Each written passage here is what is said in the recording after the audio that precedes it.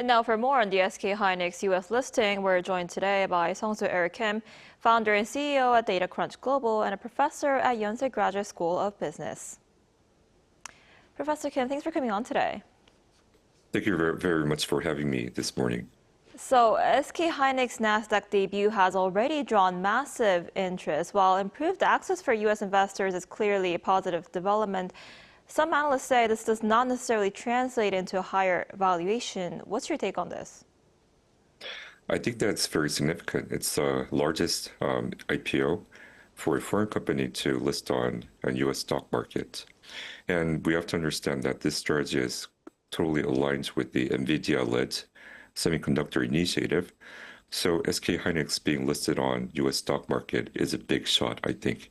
So we expect that SKhainix will be able to play a more global strategy by being listed on Nasdaq today.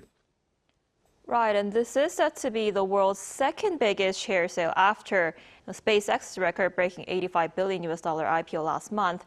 And industry watchers say this Nasdaq debut could mark a turning point for SKhainix to be recognized as a core global AI infrastructure company. What would you say, what would this mean for the company's future growth?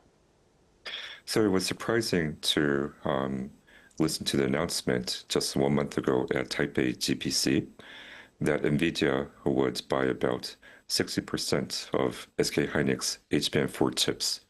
And President Choi of SK promised that they will double the capacity just in 5 years. That's a very significant alliance that we're seeing. So based on the NVIDIA-led semiconductor tech scene, SKhainix is a very important partner.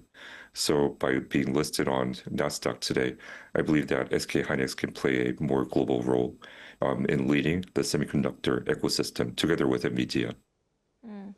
And the global chip industry has become increasingly competitive. So what are the biggest challenges do you think SKhainix faces as it aims to strengthen its position as a global AI infrastructure powerhouse? Well, I believe that we have a lot of speculations on the global memory demand. But what's really important is being able to supply in bulk quantity. Imagine NVIDIA.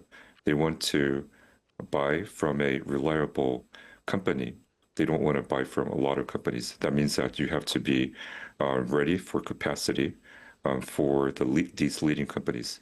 So it's very important for SKhainix to secure the capacity. That's why they're building more factories. So in this era, capacity building is the most challenging thing that I would imagine, counter to the speculation that there will be oversupply. Even in situations that memories are oversupplied, we need some players that has capacity. Those will be the first servers of this game.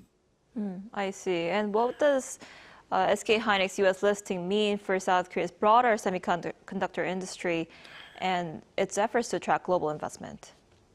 I think we have to rethink about our semiconductor strategy. Until now on, we were, of course, leading the memory industry by SKhainix and Samsung. And we also have foundry, which we don't lead, but we're the second best foundry manufacturer, followed by TSMC. But we have to be more global. So if we look at our Honam cluster and Chungnam and Gyeongsang cluster plan, I hope that the government thinks about globalizing those clusters. For example, Micron has a factory in Taiwan, and they are also going to build a factory in Japan. We have to think about globalizing those clusters, inviting semiconductor tech companies and foreign university labs and fabless ICD, which is integrated circuit design companies that design semiconductors. We have to attract all of these global companies to these clusters. That's the only way that we're going to lead this global race for semiconductors. I see, I see. All right, Professor Kim, thank you so much for your time and insight today. We appreciate it. Thank you very much.